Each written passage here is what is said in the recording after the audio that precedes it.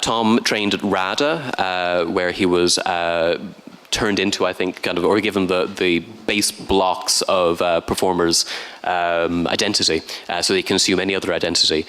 He is well known for his links to the criminal underworld. I refer to the Irresistible Rise of Arturo Ui, in which he played a gangster and was awarded with the Irish Times Award for Best Performance of that year. That was for an Abbey Theatre production. He's also in some television show I've heard a lot about. And he has also played a number of roles in Irish canonical classics, such as Play with the Western World for the Abbey Theatre, and I think The Other Fellow in The Queer Fellow, Brendan Behan's play, which toured the UK very early in his career. Beside him is Nancy Harris, whose professional beginnings, or at least developed, in Trinity College, studying drama and classics. An unusual combination, which led her finally to Birmingham, where she studied playwriting and began her professional career with associations with the Soho Theatre in London and the Bush Theatre in London. Audiences in Ireland may be familiar with her play No Romance, which was staged in the Peacock a couple of years ago, and Love in a Glass Jar, a shorter play staged I think the following year. Nancy has also written for the NT Shell Connections project for youth theatre companies throughout the UK, and we're very lucky to have her here with us. She also has TV and radio credits to her name, but we're going to keep ourselves strictly theatre. Gavin Quinn is there on the extreme right, as your perspective has it. Gavin currently has a production on in Brisbane. This production is called Fight the Landlord, and is a co-production between Pan Pan, the theatre company he founded, and a Chinese production company. So far, that work has not been seen in Ireland. I don't know, Gavin, if we're ever going to get the chance. Hopefully. Hopefully. It gives you an indication of Pan Pan's particular ideology and aesthetic, which has been internationally informed from its outset, concerned with methods of contemporary performance and the art of theatre, scenography and spectacle, which has made it seem like a kind of a rogue member of Irish theatre from its early days. It has considerably more company now, but has been, I think, particularly influential in bringing us the grammar of contemporary performance while also applying that to the classics. Pan Pan have taken on the work of Sophocles and Shakespeare and sing in quite innovative and startling ways, and we'll talk about that with him. But may I ask, Nancy, this is... Can I just say, I also studied drama and classics. To complete the gag. This is. I mean, I didn't want to draw attention to this because we scoured the world for our participants and discovered they all began with drama and classics. And to those of you who don't know, this is not a very common two-subject moderatorship. I don't know what this reveals about theatrical minds, but evidently this is where you get your big break. Nancy, can you talk to us first about at the earlier session of Voyage and Return, Melissa Sierra delivered a paper on Marina Carr, and spoke about kind of the peculiarity of someone who was producing a play, Phaedra Backwards, which didn't actually have a specific national context. It was essentially sort of placeless, and yet kind of an Irishness was grafted back onto it, partly by audience, partly by sort of an unconscious desire to express herself in a kind of an Irish colloquialism every so often. But she said, can an Irish playwright ever be just a playwright? Your journey began in Dublin and then went to Birmingham. Yeah. Did you feel that as soon as you left Ireland you were forever an Irish playwright, or was Irishness a part of your playwright toolbox? I think that's a really good question, and it's a kind of a question that I've been grappling with ever since I started, because when I went to Birmingham, what I was interested in writing about was issues of identity, sexual politics, not necessarily thinking about it in a specifically Irish context, because I'd been in Ireland before that. So I was thinking about it, but not so self-consciously. And then the second that I went to another country, that's exactly what happens. People even, I might have written something that I thought had kind of no particular place. And people would say, well, there's Irish rhythms in that, and that's a very Irish way of putting it. And suddenly you become very self-conscious about where you're from, and also because you're away from where you're from, you actually start asking yourself questions that you might not have asked otherwise, if that makes sense. I think so, but are you saying that things were projected upon you in terms of your Irishness, or did you find it something inherently was expressing itself? When people saw these or heard these rhythms in your writing, did you think they were there to detect? It's hard to know. I mean, it's hard to know. I think I probably didn't think they were there to detect, and I've since written play, for characters that that are very grounded in place, and I would think of them as English, and people might still necessarily think there's a rhythm there that doesn't seem quite the same. I think what they're actually referring to is a heightened quality that kind of comes when you're writing any form of dialogue. While we're writing how people talk, it's not actually how people talk. And so, so maybe there is a certain sense of projection, I think there possibly is, because of the fact that they know that what your nationality is. I mean, there's also, as a writer, as an Irish writer, you sort of necessarily step into a large sweep of literary history, which is known for, and characterized by many things. Some of that is about storytelling, and I think that sort of is a characteristic that endures and probably has some meaning and relevance. Some of it is about voice. And voice, I think, is a bit more of a kind of a construct. I read international reports of Irish plays abroad kind of quite frequently, and I'm always aware of certain watchwords. Conor McPherson, for instance, is sort of, this lyrical storyteller, and kind of whenever the word blarney is used in sort of a British or an American review, I go, that's looking for him to conform to something. Enda Walsh, in both the New York Times and The Guardian, has been referred to on more than one occasion as a word-drunk poet. And that is something that I think I have an immediate dyspeptic reaction to, because there seems to be quite a prejudice in it. Tom, the voice of an actor is kind of like one of the most essential tools that one might have. Can you talk about when you left Dublin for London, for RADA? Yeah. I think kind of one of the first things that happens in RADA is you take a voice class. Yeah. You do a series of starter classes, and you're predominantly trained through RP as a kind of a standardized catch-all kind of supposedly anonymous sound for an actor. But we in terms of placement, you do phonetics. So on the first day, our phonetics teacher sat us down and he said, "Okay, just go around the room and introduce yourself." So he came to me and I went, and he went, "Stop." He said, "You're either Irish or you're from Liverpool." I said, "I'm Irish." He said, "Speak a bit more." So I spoke. He said, "You're from Dublin?" I said, "Yeah." He said, "You're from the south side?" I said, "Yeah." He said, "You went to Trinity or UCD?" I went, "Yeah." So either is brilliant at his job or just looked up my CV. But the RP thing is kind of funny. You're trained in RP as this kind of standardized sound for an actor, and it's very strange coming from Ireland. There's a huge Welsh contingent in my year and at RADA every year. And I always was sad you're trained vocally through RP. So all your training in vocal projection, in the physiology of the voice is all through RP vowel sounds.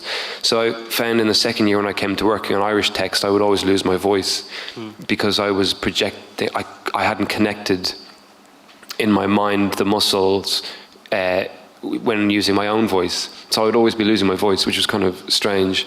I had a very brilliant but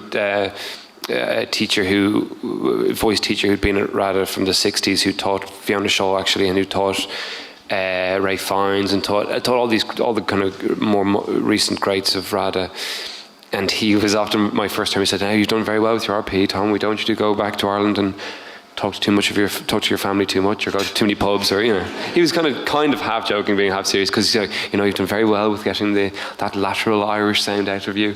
So that was very kind of strange. But the other teachers who are very strict, not strict, but think that Welsh and Irish actors going into auditions, Scottish actors, American actors, should go into auditions speaking with RP, so that they aren't immediately counted against for being specifically of another region.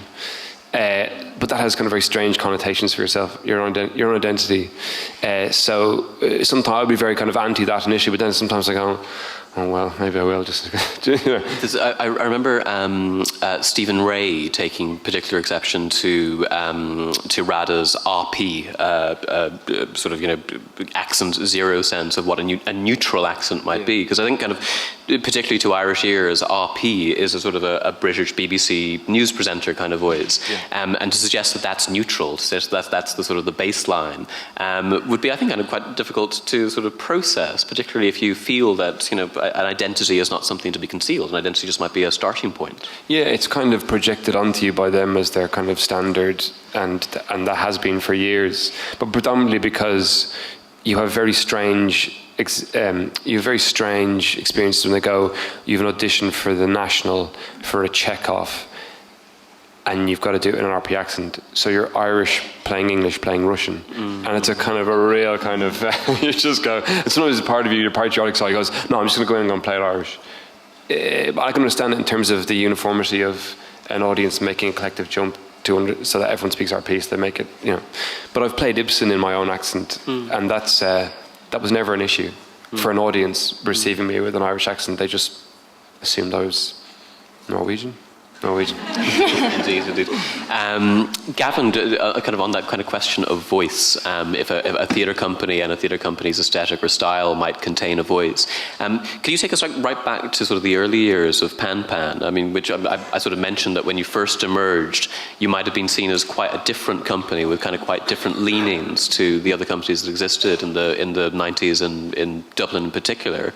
Pan Pan seemed to be particularly international in aspect, that kind of you imbibed an awful lot of theories from your time in theatre and classics in Trinity College Dublin, and then applied them to a stage that was almost sort of unused to them. Well, I suppose we were looking for and trying to define to make our own theatre language, which obviously includes voice. And at the time, I suppose, rather naively, or I suppose at that age, we would have sort of assumed that most of the cliches were true, such as that Irish theatre was from the neck down. It was mostly a literary theatre. So from our point of view, we didn't really want to work for anybody else. So we set about creating our own sort of theatre language, which includes everything that you need to use, line, form, colour, voice, anything that goes to make up a kind of specialised story, which theatre is. So we were very much conscious of trying to be free with the form and not sort of create any barriers to how we want to make work. So from our point of view, it's if you imagine it, then you can actually use it. And there's no strict rules, but of course there are rules, and as you experiment and you become, in a sense, an experimental theatre company, you tend to learn from your experiments, and you kind of get to know what works. So there's always codes and rules and sort of ways that things interlace. But essentially, we just want to be to make work of the moment and to make our own sort of path as such. Did you have immediate peers in Dublin or in Ireland, or did you need to seek further afield to find them? Not particularly. We had mostly studied and focused on more kind of European theatre or 20th century directors' theatre, so we'd never actually studied Irish theatre, only because we could go and see it ourselves if we wished to. So there was no real peers really. We also wanted to work a little bit in isolation, and we were kind of quite intense. So we used to rehearse shows for a couple of years and things like that. Rehearse for 45 weeks and then maybe do the first act. Very pure. That's something that I think kind of we tend to a little facetiously associate with models in Central Europe and Eastern Europe, that kind of you may actually be able to develop a show for 2 years before ever having to show any of it to the audience. Well, generally speaking, a play is judged on how long it's rehearsed. I mean, successful play is usually depend on how long it's rehearsed. So this model of so if you want to make work of a certain standard, I think it's difficult to sort of, I mean, you can always, once you learn from your experiments, as I said, we often do start in the middle and we can rehearse for shorter periods, or we can think about ideas for less time because you have the experience now. But generally speaking, if you want to make work of a certain standard, probably doing a 3-week rehearsal with casting the actors a week before, and then sort of hoping by sort of general consensus that you'll make some sort of show will probably be the show that you're going to see, you know. So it depends on what you're trying to make and how you set out your standards, really. To give you an idea of how unconsciously incestuous this panel has been, Nancy Harris's professional beginning, I believe, was enabled by Gavin Quinn shortly after graduating. That was actually a response as a writer to Place. Yeah, it was Gavin had done, Pan had an international theatre symposium that was in the building that's now Film Base, is that right? That's correct, yeah. And we each, there was Pan basically every floor was a different theatre company was assigned to a different floor in the building. And then I was working with Kirka Durka, and we basically just had to respond to Place as we wanted to. We had actors with us, and we all went in with kind of completely blank brains. And then we responded through the week and made a piece during the week. So I would go away at the evening, having worked with everybody through the day, and write something and bring it in the next day, and then we'd do something with that. And that was my first proper outside of college kind of writing gig, basically. But I suppose in terms of peers, then going back to the question, obviously the people we collaborate with, all the Irish actors, the designers, the artists, they become, you know, our people we work with regularly.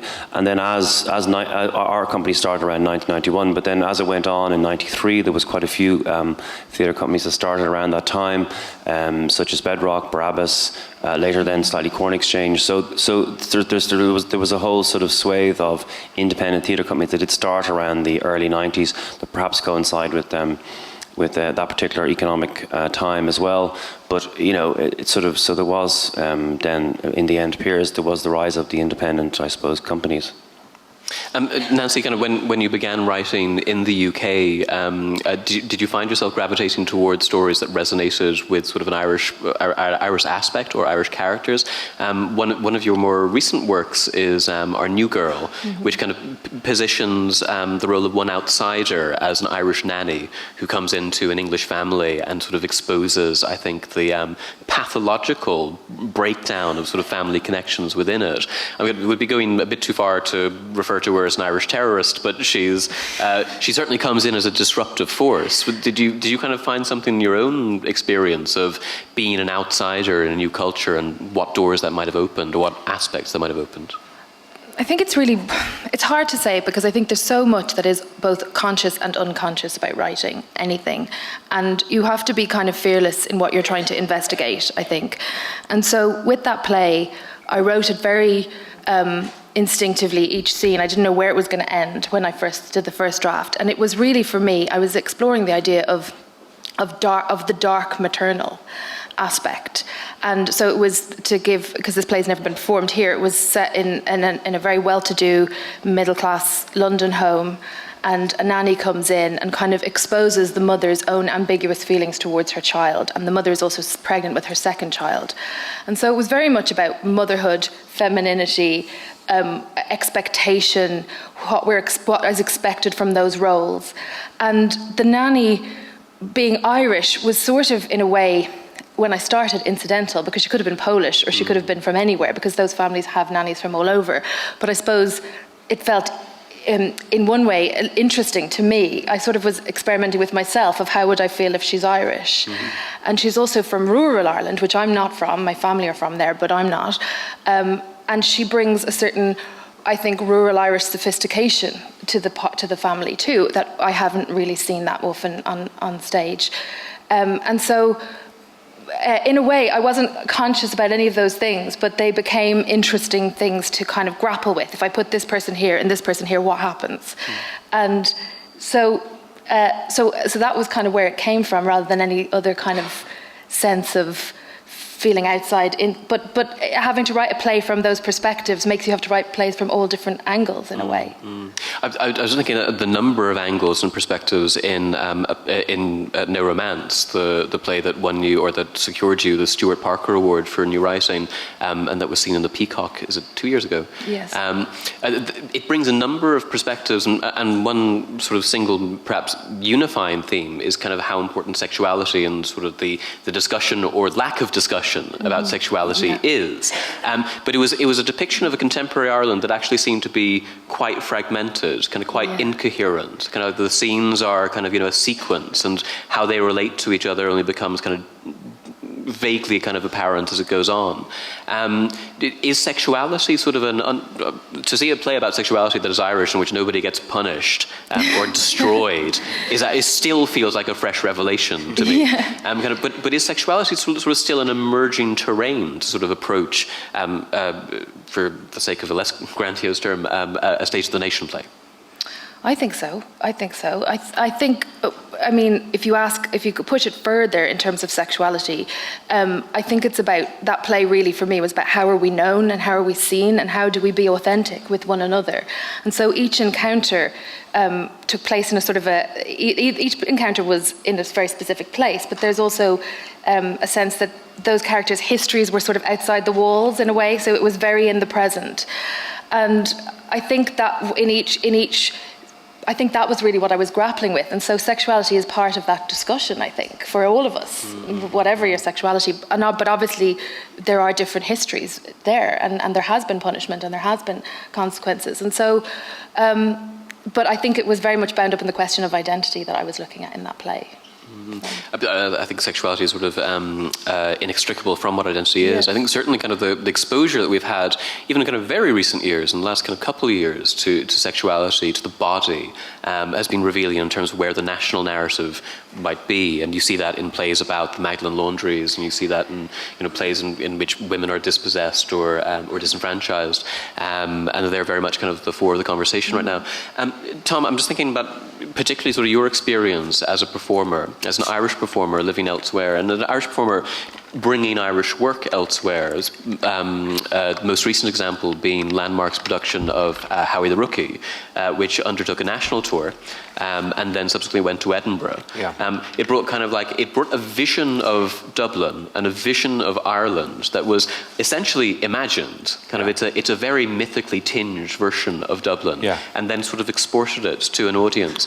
Do you feel different resonances with sort of what image of Ireland a play like that might construct, and then how it's absorbed by different audiences? Yeah, it's with How the Rookie was funny because you, I think people predominantly saw it here as a drama with comedy. Or what was strange was to go there and be in Edinburgh and not get any laughs, which was quite funny because the ego go, why are they laughing?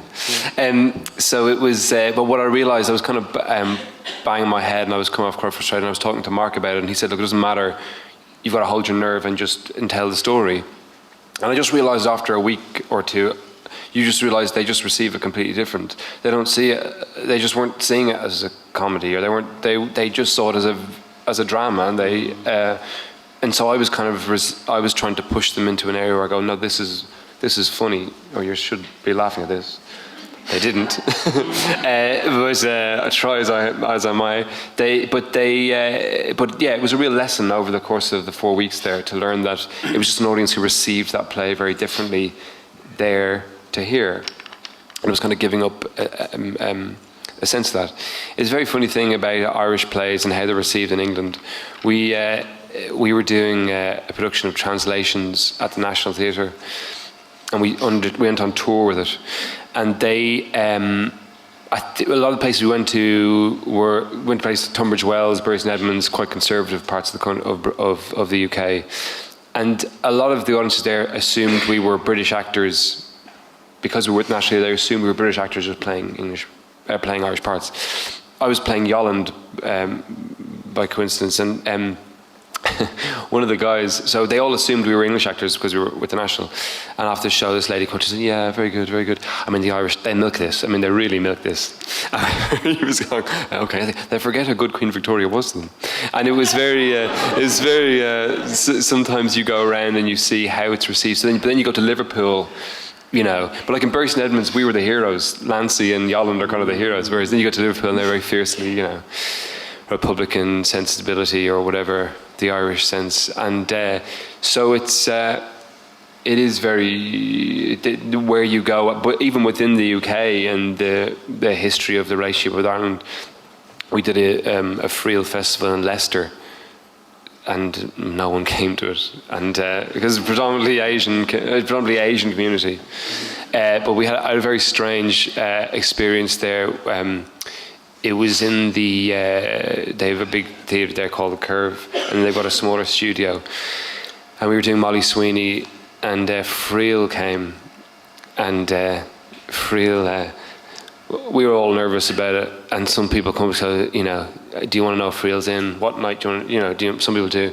And this person would say, do you want to know if Friel's in tonight or not? And you've just told me Friel's in. So anyway, he was in, and it was like a 300-seater, and there was about 30-something people there. And it was bizarre, and Anne, Brian's wife, was there with Friel. And afterwards in the bar, she said, it's very cold in the theatre. I said, of course it was cold, there was no one there. But we had this incredible experience that night. I and Simone Kirby and Des McAleer, we sat in the bar afterwards, this empty bar in this massive theatre in Leicester in the winter. And we sat there with Brian and Anne, and we chatted for 2 hours about theatre, and we chatted about Ireland. And it was an incredible night that I'll never forget. Just us just hanging out with one of the best playwrights in the world. And he's one of ours, and we're in Leicester, and it's very strange, and it was incredible. And given that he wasn't receiving many royalties from the audience in question, I hope you paid for his drinks. Well, he's a great man. He was very funny. He was like, he was going to buy us drinks all night. He was brilliant, and he said, we said, Brian, I think the bar's closed. He goes, we'll see about that. He went up with a stick and told them to open it. Those are the powers of persuasion that you have as one of the world's foremost playwrights. Gavin, Pan Pan, as a contemporary theatre company, devised an awful lot of its early work, and then kind of more and more leaned on interpretations of the classics. There seemed to be sort of a political kind of intent in that sort of an Irish theatre company, renowned for taking quite experimental approaches, had equal access to the canon, as say the National Theatre or kind of Heritage Theatre. You obviously did that in kind of particularly sort of unique, idiosyncratic ways. But kind of was that a deliberate sort of maturation of the company, or were you just looking for robust material to mess around with? Well, I think companies go in different cycles, and a company like ours, which has been going over 20 years, you can probably chart 2 or 3 big cycles. You tend to sort of get to the end of a certain amount of work and move on. But our early work would have been completely original work, but it wouldn't have been devised to use that word, which I don't like. It's more that they actually are text. They're written down, they're performed. There may be different ways of writing it, but they actually are written texts. And then I suppose we early on we did actually do some work with Strindberg, and we've worked with kind of a lot of the like some of the classic plays. But I suppose one of the reasons, as you pointed out, is that yes, we are entitled to use the canon, to take on the canon. That was definitely one of the reasons that we could approach plays such as The Playboy of the Western World and do our version of it, and for reasons that are to progress theatre, but also in terms of we'll bring a certain atmosphere and a spirit and a certain idiosyncratic interpretation to it, but also that I like theatre, it's good material, but so what we can bring to it is something different, and I think that's interesting for audiences. And I suppose initially after the first cycle of experimenting, as I said earlier, you tend to focus more on the audience. So our reason for taking on these sort of plays like Macbeth or Hamlet or Playboy of the Western World was that we thought we could tell them in a way that the audience would find would get something new out of, really. So, and that would be the case. That would be the kind of reason behind it, I suppose. I mean, very, very specifically, I think you could probably write an entire history of Irish theatre that relied solely on productions of Playboy of the Western World, which seems to be one of the more malleable classics that we have, and reflected the time that it's been presented in, kind of quite strikingly, sort of with each successive production. Whether that be any number of Druid productions through Druid's history, or Gary Hines' famous production for the Abbey, to I think Desperate Optimists, who are presenting this year's festival, or also kind of well renowned for their Playboy interpretation. Pan-Pans specifically budged the context of Playboy, I think kind of far beyond anything that Irish audiences in particular had ever experienced, which was a collaboration with a Beijing theatre company or cast. Yeah, well, actually, the Playboy of the Western world, which is Hua Gunza in Chinese, which means flower boy.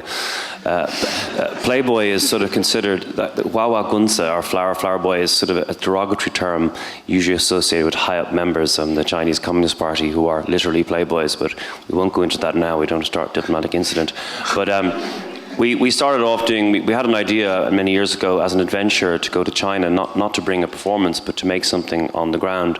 So I visited China about 11 times, and we had about 18 different partners, and eventually we did open auditions, and we got some actors from the Beijing People's Theatre, actors that we auditioned, and we eventually started a company in Beijing, and in collaboration with the National Theatre in Beijing, we put on a production of the Playboy of the Western World in Mandarin with an all Chinese cast, and we adapted it and changed the story somewhat.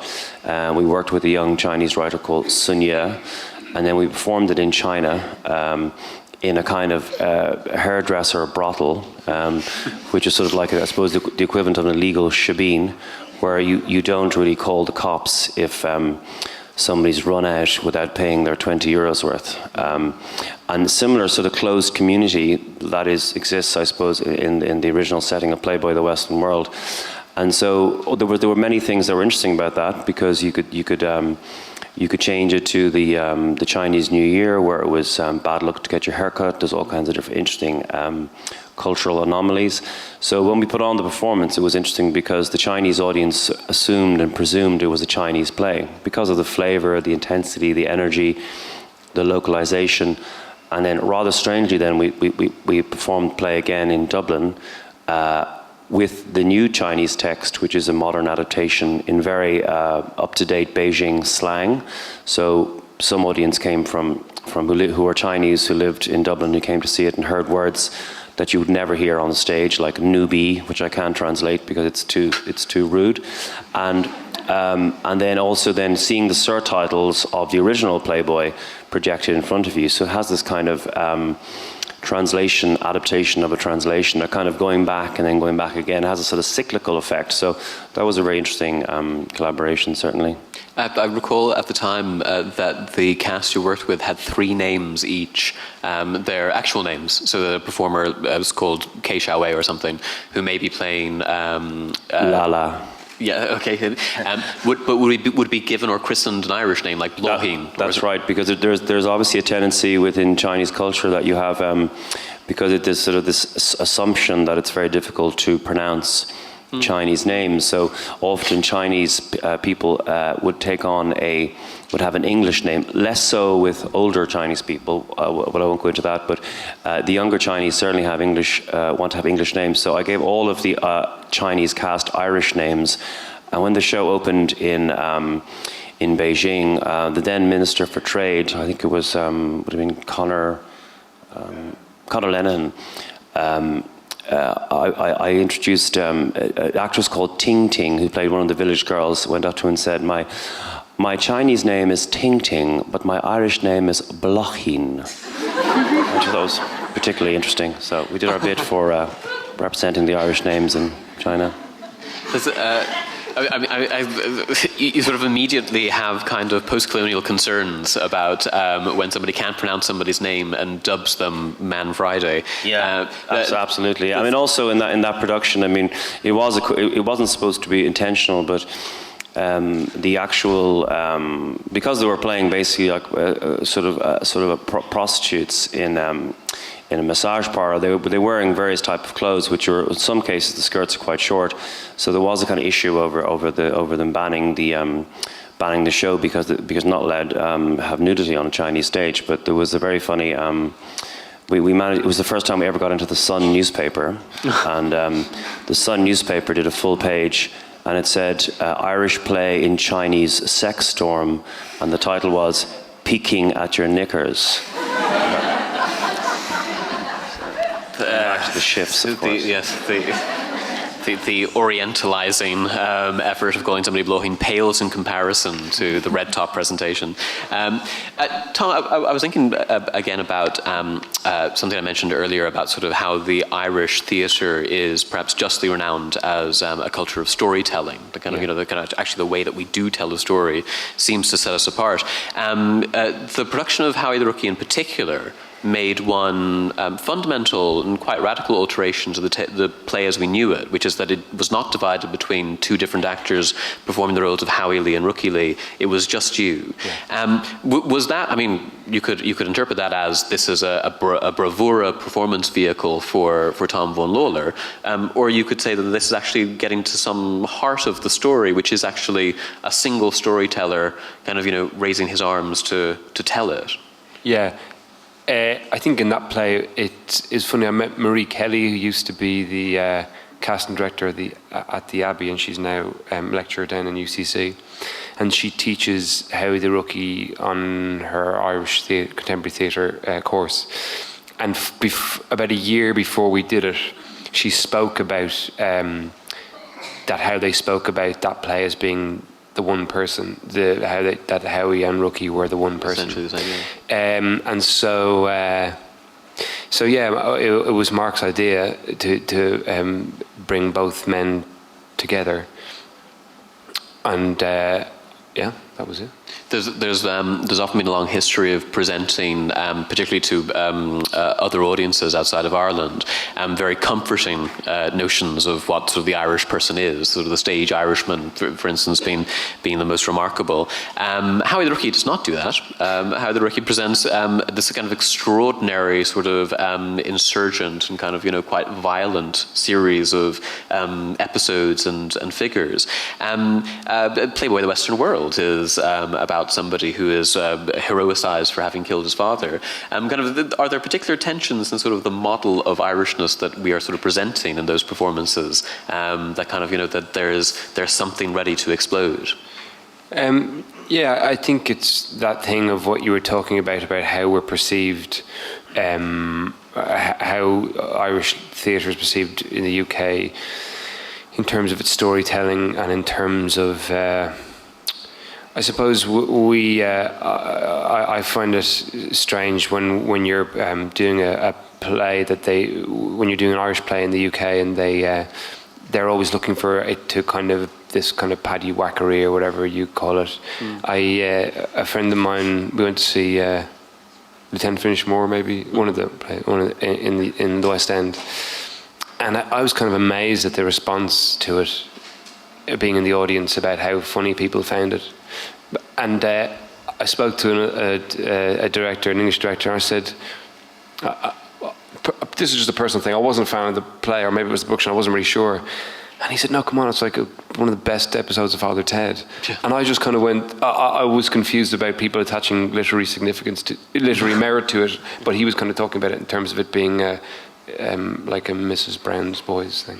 But also that there is something maybe symbolic in being able to laugh at that point, at sort of depictions of paramilitary violence, or sort of a bungling kind of depiction of an IRA loose cannon. That kind of the audience in that case who are laughing at something that may be considered horrific are perhaps exercising their own demons. Well, it's happening in TV a bit in the UK at the moment, because Mrs. Brown's Boys is this huge success, and so they've written two.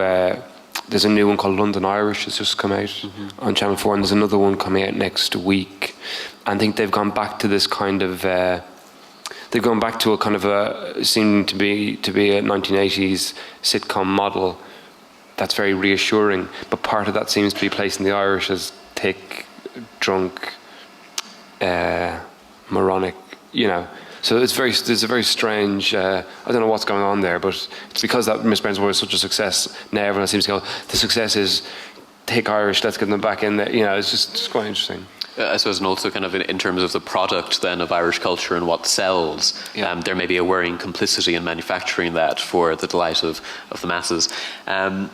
Gavin, something I was going to raise, not necessarily to instigate any particular beef between you and critical voices in the Irish Times, was a remark that Fintan O'Toole made of one of your productions, I think, or on the foot of one of your productions, The Crumb Trail, a show that had begun, I think, in Dusseldorf, or been developed in Dusseldorf and maybe premiered in Berlin, and finally came to Dublin in the Dublin Theatre Festival of, again, maybe 2 or 3 years ago. But he referred to the Pan Pan as being an Irish-based company, but said that you were essentially an international touring company located on the grid of international festivals. And I think the indication was that Pan Pan sort of existed nowhere, or kind of like, in kind of the globalized world, were kind of unidentifiable and maybe even sort of a bit suspicious. I mean, you have to come from somewhere. Does it matter that you are based in Ireland? Does Irishness matter to you? I think it absolutely matters that we're based here. I mean, all of the people we work with are mostly Irish, but you're based here, your family's based here, you live here, you grew up here, so that all informs everything you do and say, and how you make work. The coincidence of that production, The Crumb Trail, which happened to be, it was actually initially rehearsed in the How in Berlin, and then did his first performance in Berlin before moving on for further rehearsals in Dusseldorf, is a question of, these are people who are friends, who are helping us out to make a production and helping us partner the production. So it opens up the possibilities of how you can make the work, the kind of work that you can make, and they become your sort of your friends and how you actually make the work. But I think, you, of course you are from somewhere, and the fact that we're based in Dublin is very important. We're connected to many, partners, institutions here, and one of the things you talked about earlier about the peers would be the Dublin Theatre Festival in itself, because that's the place where you get to see international work every year, year in, year out, and that becomes part of your process, because you come in contact with this kind of standard of work, international standard of work. But no, we're based here. I mean, I don't. That kind of comment is more of an. I suppose it's kind of an academic comment in one sense. I mean, you're looking at the broader picture, which Crumb Trail was about. How the Crumb Trail, the title of the show, meant in computers where you leave a crumb trail through cookies. You can see where everyone's been on the internet. It leaves a crumb trail, so that it reminds a little bit of course, of the Hansel and Gretel story. And in a sense, I think what Fintan was talking about was probably a wider issue in terms of how, the creolization of culture, where everyone is interconnected. But at the same time, what our show dealt with Crumb Trail was that by being more connected, we're actually less connected, which is a common sort of feeling of loneliness and separation, despite all the extra tools one may have to communicate. They are, after all, only tools, and the internet and the computer is only a tool. So I think I suppose that's his comment that he made, but it's quite difficult to accept that you can say that you're making work in Dublin, you're making work in Ireland, you're touring work in Ireland as well as internationally, and that all informs who you are and creates the kind of particular sensibility and the voice that you have. It's all interlinked, and it's the minutiae. Most theatre pieces and most artworks and most endeavours are made up of millions of small little calculations. So all those little minutiae add up to it. In the case of Crumb Trail, it was an Irish writer, Gina Moxley, from Cork, Irish actors bar one, and I suppose from our point of view, it was very much an Irish production. But I suppose the point was being made, and that develops a conversation. But it's difficult to know exactly what the response to that would be. I mean, one of the ways that kind of work actually will attain a life in this country, because we are a small country and the audience is only, it's finite, is that a show may tour elsewhere, tour the country, tour elsewhere. Pan Pan now has a very considerable history of touring and and productions and repertoire that do go over the world. Kind of in the back of your mind when you're making work, in order to ensure us the best possibility of visibility and life, are you thinking about, will this work in Dublin, or are you thinking kind of, will this work in Dublin and Berlin? Will this work in Dublin and Shanghai? Are you thinking about universality, or are you thinking about specifics and locality?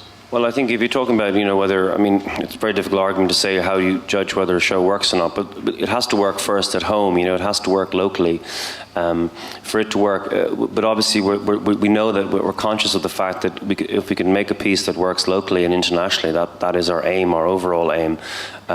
You have a sense of different audiences responding to the piece. You also have a sense of, that by the amount of time and work and effort you put into making the piece, because there's a possibility that it might last for 3 or 4 years or 5 years and actually tour many different places.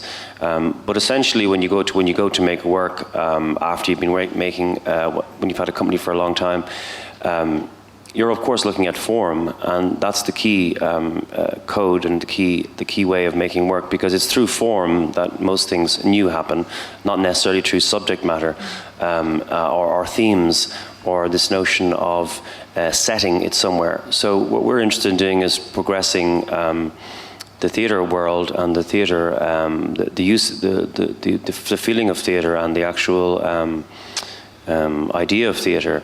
And then the subject matter links in with that, but it's form and content that when they work well together, that's when it's the when you achieve a work that's sublime. That isn't always the case. Nancy, specifically actually on that question, specifically on specifics or universality, I'm thinking particularly about the show that you wrote for the NT Shell Connections. Can you tell us, first of all, that was implied to reach an audience all over the UK? Yeah, and Ireland. And Ireland. And Ireland and Scotland and Wales. So the NT Connections is a project that the National Theatre in England run that basically playwrights write plays for specifically for youth groups that are going to have performers who are between 14 and 19. And so you're basically writing for young people, you're trying to engage them. You also gives you a great opportunity to play with form and to write for big casts. But the year I did it, it was the Olympics. And so they approached me and they said, would you like to write about Ireland? And I was like, they said, what would you like to write about Ireland? And the thing that I wanted to write about at the time, and this was before it became such a contentious issue as it is now, but a talked about issue was abortion and the right to travel law. And that was my first response, that I'd like to write about that. But I didn't know how they said, well, we've never had a play about abortion, so do you want to go off and do it? But the challenge was, I knew that the aim of it was that the aim of this project is that this play goes out to all these different group companies, many of whom are in England, some of whom are in Scotland, some of whom are in Wales, and some will be in Ireland. And so it was like, how do I write something that's so specific to this country in a way that it can be performed there?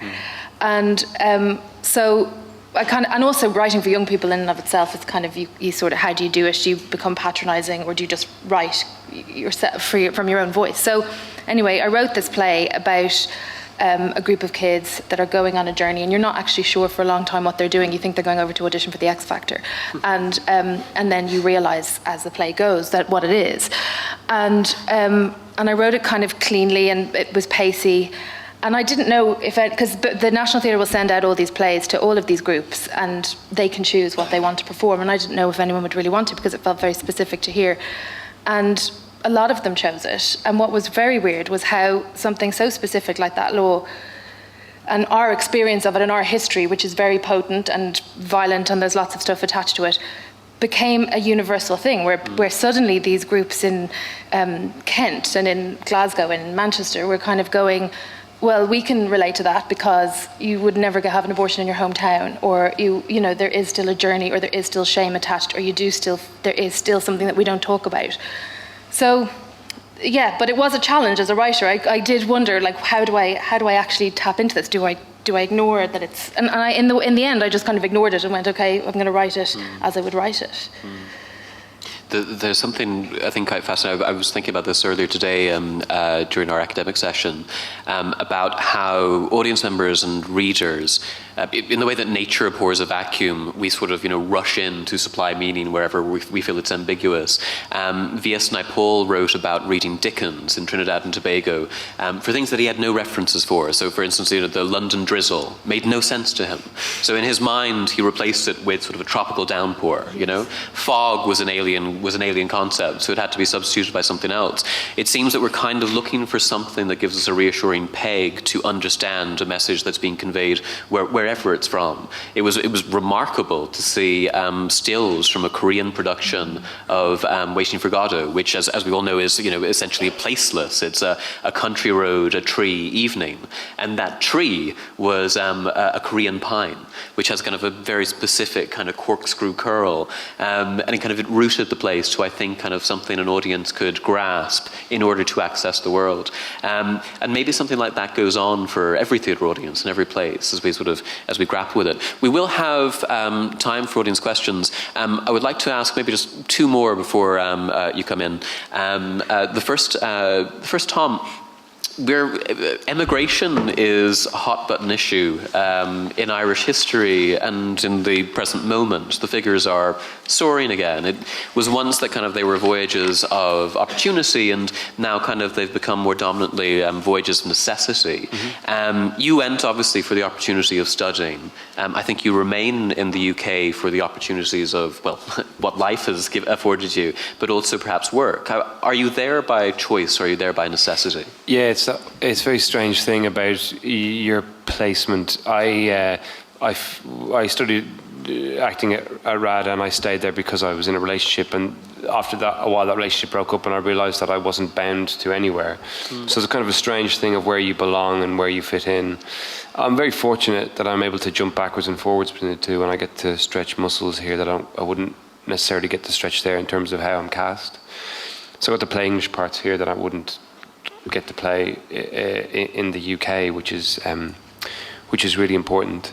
But it is kind of, what's incredible is, I think, being an Irish actor in London, is that there's a lot of Irish actors in London, incredibly, they're it's almost like they're caught between two cultures, or between two careers, or between actors who pound for pound are as good as anything in Britain, but just can't or won't or aren't cast in those parts that they could get here. So it's a very tricky thing where I think in Ireland you can hit a ceiling in terms of your progress, or in terms of your ability to stretch your muscles. You hit a ceiling, but there the ceiling is higher. But when you go there as an Irish actor, your Irishness is very hard to shed. And then you go, do you want to shed it? Or it's very complex. And I know Irish actors in Britain, incredibly talented Irish actors who get very little work there. And I kind of almost want to say to them, you should go back to Ireland. You'll be playing the most incredible parts in Ibsen, the incredible parts in Shakespeare. You can play them here. And your talent, you should be exploring that. You shouldn't be wasting your time, but you shouldn't just be playing.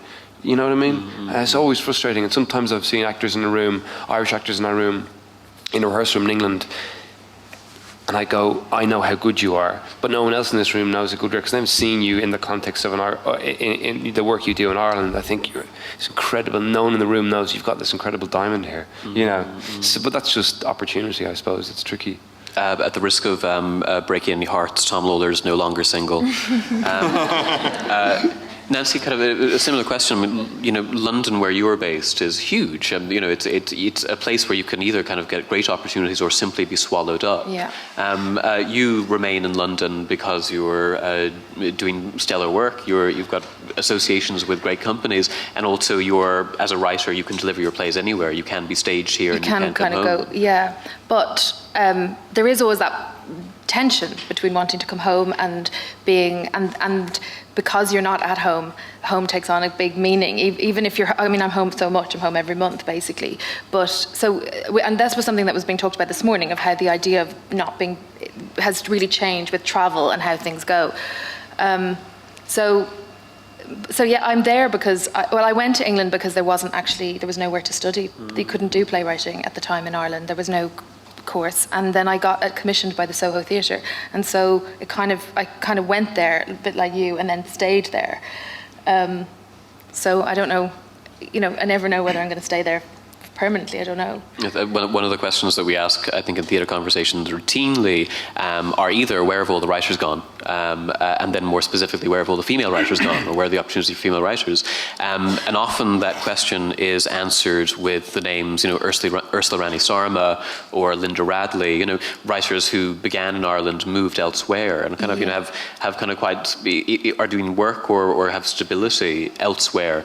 But kind of, we only hear about them because of that digital revolution. Yes. We don't have direct access. Yeah. The history of Irish theatre is often one of repatriation anyway, bringing kind of Samuel Beckett kicking and screaming back into the Irish discourse, who would rather be kind of essentially placeless, is part of the hobby. But is it a writer thing as well? I mean, are writers by nature outside, with whether taking away nationality, are they... I don't know, are they strangely dislocated beings? I don't know if it's a strange one, but London particularly, you meet writers from everywhere. I meet writers from Australia and, all sorts of, so it's sort of a weird melting pot where nobody's really, and then there are writers that are from London, but they're from East London and that's their identity. And so it is a strange place for that, where it feels like people go there to kind of... Well, it brings in a kind of a standard, I suppose, conversation around writing and what the writer does and going back to what Fintan was saying, I suppose, earlier about this dislocation and placeless. I mean, the old adage is a writer writes what they know. And this is something that it's often, put forward. And then there's also the idea of the writer writes what he doesn't know, almost like the Yeatsian thing, the searching for the unself, the opposite of what you are. I mean, do you find that you're in London and you're writing, are you writing things you don't know? Are you discovering? Yeah, I think you are. And I think or you're writing things that you don't know you know. So the act I could never leave my mammy. I stayed here. On that note, I will open it to the floor. We'll take any questions that relate to Gavin's mother,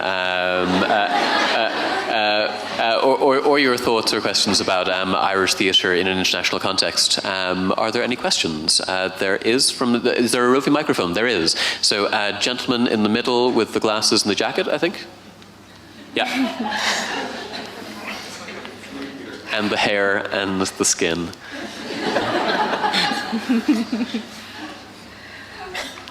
Hi, Peter. It's Willie. Hi, Willie. Just to get the ball rolling, I suppose we should first of all acknowledge what we've mostly been talking about is the relationship between Ireland and Britain, not Ireland and the United States, or we could look at O'Neill, who's in this festival, or Ireland and any other Anglophone or non-Anglophone country. Mm-hmm. And while on the one hand, there's a long history, Sheridan, Boucicault, Brendan Behan, Tom Murphy, Conor McPherson, a long history of people availing of the opportunities that there are when they aren't at home. But Declan Kybert what I'm interested in is the role that the Irish person plays in Britain. Mm-hmm. I don't know if I have the quote quite right, but I recall, I think it was in Inventing Ireland, Declan Kybert says the Irishman joke is about the Englishman's profound desire to say something funny. So in other words, whether it be Andrew Scott in Nancy's Dates or Andrew in Moriarty, playing Moriarty in Sherlock, it's that otherness. And rather than artists necessarily being displaced, I think they have not the luxury, the opportunity to be mobile. They gravitate towards places where there are opportunities. So Irish people playing Irish characters or Irish types of characters serve the function of an outsider in the UK. I recall, though, slightly contrary to that, Conor McPherson once describing around the time of the success with The Weir, this is the same time as the in-your-face theatre, which were stories of alienation. They were not complete or whole stories. So what Conor said himself that he offered in the UK was the wholeness, the consolations of narrative. And then if we skip forward 15 years, it's interesting to see Josie Rourke directing The Weir at the Donmar Warehouse, and then Conor directing a production of a new play of his that actually may never even be seen in Ireland. True. So that's more of a kind of a brain dump than a question. Thank you very much for your brain dump. I think we had touched on a couple of those ideas, particularly in the sense of the performance of a nation and kind of how we present ourselves to the world. And one thing we haven't talked about is our need for validation. I think kind of we do read kind of quite regularly and attentively the responses of international audiences, international media to Irish plays. Kind of in my usual scouring, I'm a journalist by trade, and I like my thoughts to be sententious.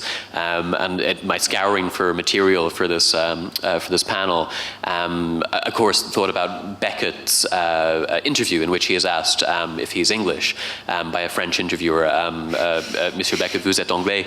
And his reply is, au contraire. The dearly missed Seamus Heaney actually referred to that as his favourite definition of Irishness, and that Irishness would be sort of automatically contrary, but also that our notion of Irishness is not kind of homogenous and actually has kind of influences far broader than we tend to give it credit for. That our Irishness might be expressed in French, and that our Irishness might be sort of, opaque and intriguing, and not very easy to clarify. That's my own brain dump. My other favourite quote was from 30 Rock in Series 6 during the St. Patrick's Day episode, where Liz Lemon, at the end of a barrage of anti-Irish insults, tells her boyfriend, "What are you going to do about it? Write a long meandering play about how great the Irish are at not overcoming adversity?" It was so simultaneously depressing that they had missed the message entirely and yet got us down to a T. You felt sure that they had seen Druid Murphy before coming up with that crack. Are there other questions? There's a question right down before. Oh no, there's closer to you. There's a question right there.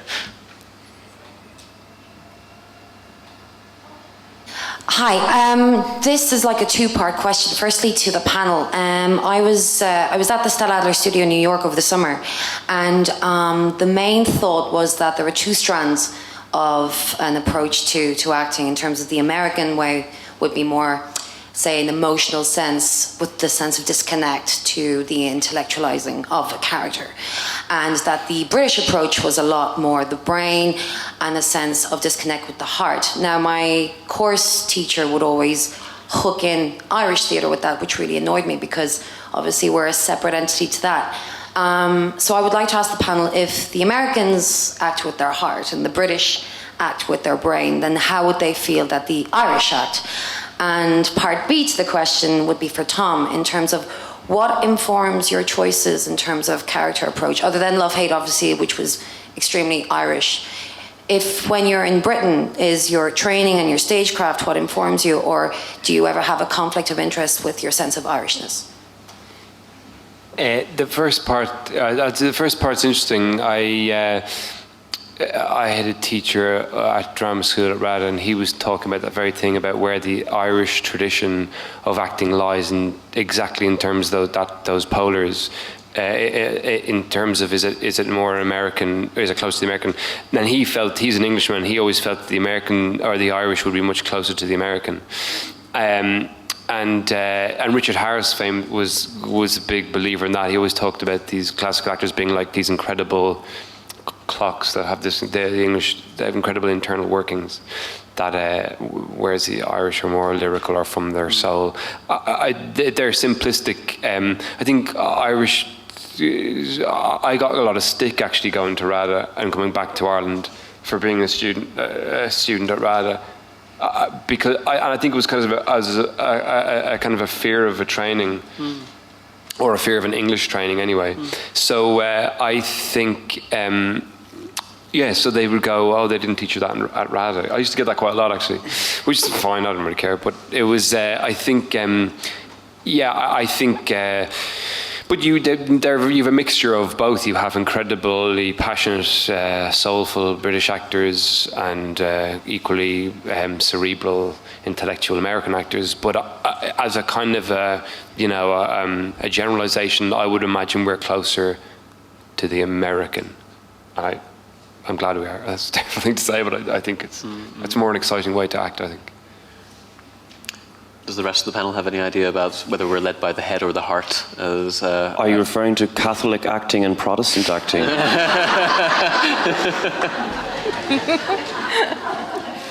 Absolutely.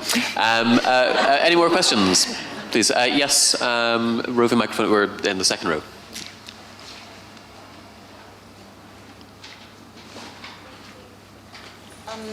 it's a question for the entire panel, I suppose.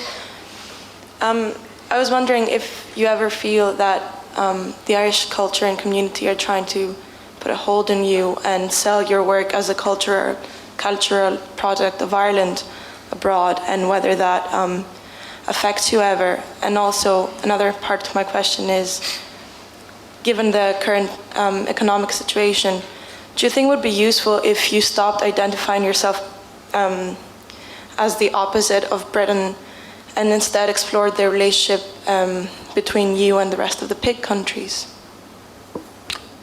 This is the PIIGS countries that you're referring to: Portugal, Ireland, Greece, Spain, and Italy. Sorry, that's not exactly how the acronym goes, but those are the countries. That's been a fascinating and extremely depressing circumstance, I think, in terms of our recent history, to have gone from the chest-beating model student of the European Union to one of the letters in that acronym, and from a position of being one of the most globalized societies in the world to suddenly a kind of a marginalized or disenfranchised, slightly traumatized member of that group. Gavin in particular, Pan have benefited enormously from the investment of Culture Ireland in bringing them on sort of, not quite cultural missions, but maybe sort of, as part of broad enterprises to increase our reputational capital. I'm thinking about Imagine Ireland in America, was it 2 years ago? Do you ever feel that kind of, your art is being used as a sort of a political tool? I hope I'm not misrendering your question. No, I don't think that. I think that it's because the arts is such a positive story in Ireland.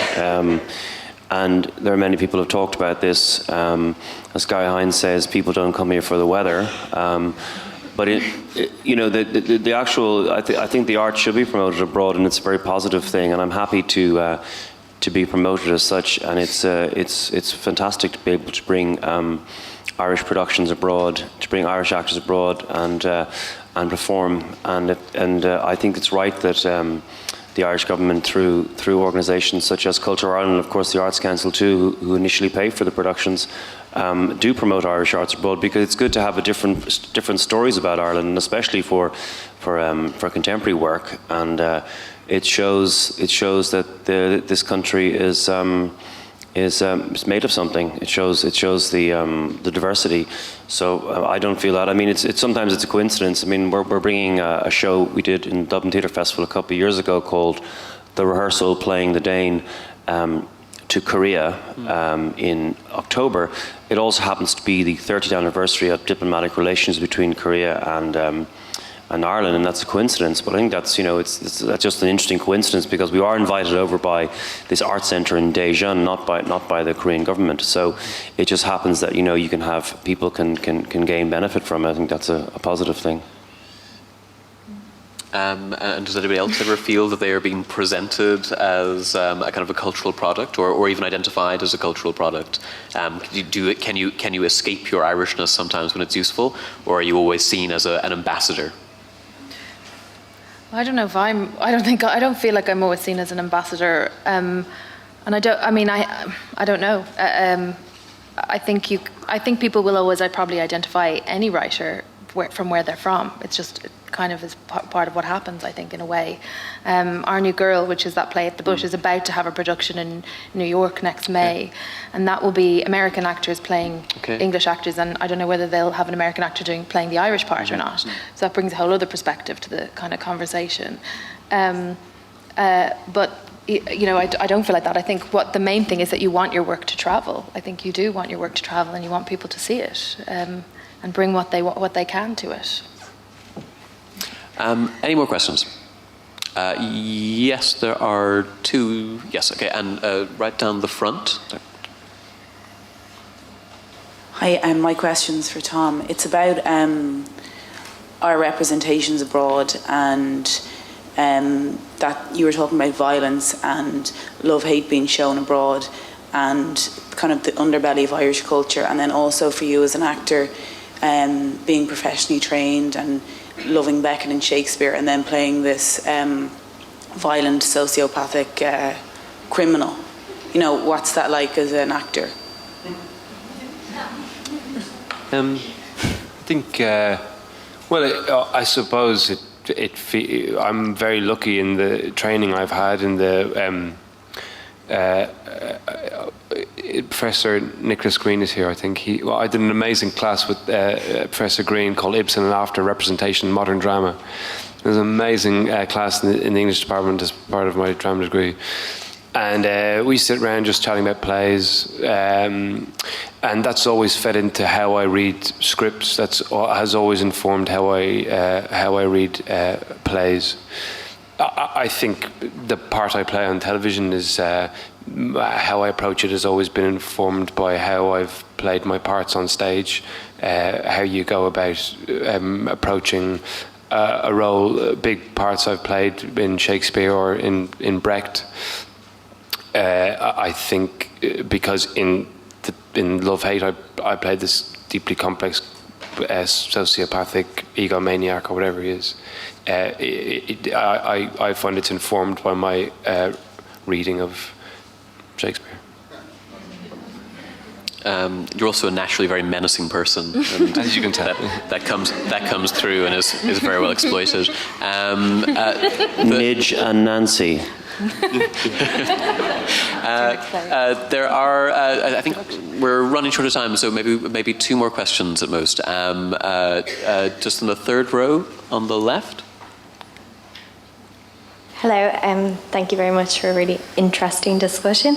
My question is more, you've touched on it a bit, and about your image as an Irish person abroad. And we were also talking this morning about the performance of Irishness as a brand as such. And the reason why it has developed, I guess, in a lot of ways is because there's such a strong tradition, whether it be the literary tradition or the imagery or like the rhythms and the voice. And I was just wondering, because there is this kind of international affection for Irishness and everyone claims to be connected to Ireland, does it have both positive and negative things for you, in that do you sometimes use it to your advantage in finding and developing work on an international level and communicating it to kind of international venues or audiences, or do you sometimes deliberately avoid it to kind of escape the expectations, I guess, that come with those traditions and that Irishness as a brand? Is it a deliberate choice sometimes to avoid it? Is Irishness a drag? Well, from a point of view of actual work, I mean, in terms of any work that we do abroad, we don't work abroad because they don't pick us because we're Irish. Festivals or curators or producers or presenters decide to book the work, to take the work because they have some connection to it theatrically, whether it fits into their own program and their own curatorial nous, or whether it's because they think that it's a good piece. So it's not about. I don't think it's about whether it's being Irish or not, from my point of view. But I think it's a very difficult question to answer. I mean, it's sort of. I suppose we haven't invaded anybody recently. That's probably helpful. But it is a difficult question to answer. Maybe. The Irishness. I think it's that well, for me, is that story I was saying about that teacher in drama school saying that you should go in and speak in an RP accent in an audition, so that Irishness isn't a factor a deciding factor. But I think it's that because Irish playwriting is so highly held in Britain. We're very lucky. I think Irish actors are very lucky that there's work, because so many theatres in London and regional theatres produce so much Irish work. So, you know, I've got a lot of Welsh friends, great Welsh actors, who don't have the same kind of literary tradition in Wales as we would have. And so there's less work for them in terms of playing in their own voices. So in that regard, it's an advantage, I think, on a very purely kind of trying to find work level. I've had the response that this isn't a play that this isn't a side of Ireland that we've seen much in my work with things like No Romance, particularly I think the first two stories in that, and in Love in a Glass Jar, where a sort of an urban sort of a way of life is people a sort of an urban sophistication, I guess, I've had the response, people go, we haven't really seen this side of Ireland before, and I don't know kind of what to do with that in a way. It's just I just have had that response, and in a way that production hasn't had a UK production, No Romance. So I don't know if it's a little bit of a stranger kind of Ireland for over there or not. I'm not sure. So. Or that doesn't conform to an easy expectation. Is there? Sorry, I think one more question, if there's one to be asked. Particularly from that quadrant of the auditorium, which seemed very quiet. Yes? Thank you very much. Very enjoyable contributions. We must be the most navel-gazing nation on earth. You know, I never get the same feeling from the British media and newspapers and so on that they're constantly examining their consciences, etc., to such an obsessive level. But I'm just wondering if we don't limit our artists in some way, or playwrights and so on, by kind of limiting them. We're so conscious about nationality and so on, and about the question of being Irish. Just two of my favourite places on earth outside of Ireland are the National Theatre, which I love, and the Globe. And okay, I come from small-time rural Ireland, Catholic Ireland and so on. But when I go in there to see Strindberg or Chekhov or whoever, Eugene O'Neill, of course, was a Kilkenny man, I go in there as a human being. Do you know what I'm saying? And I forget, and I'm there with tops and there with English people, Czechs, you name it.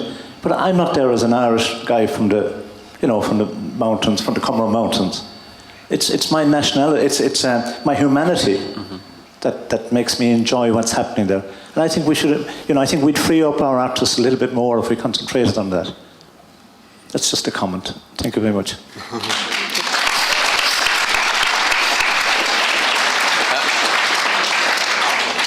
So thank you very much for coming to this panel conversation entitled Neither Here Nor There. It's good to have so many people dislocated in the same space. Can you please join me in thanking our panel contributors today, Tom Vaughan-Lawlor, Nancy Harris and Gavin Quinn.